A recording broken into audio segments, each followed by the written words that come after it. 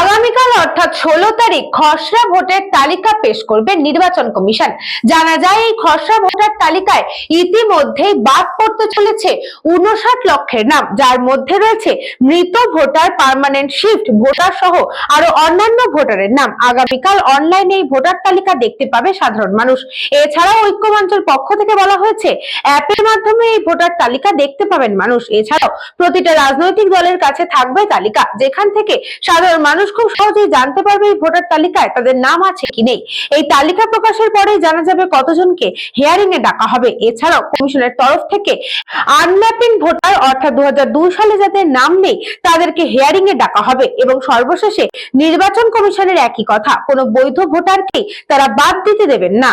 St. Augustine's Day School, Barakpur. Success for every child. Admission open 2026 to 2027. Contact number 900793 4555.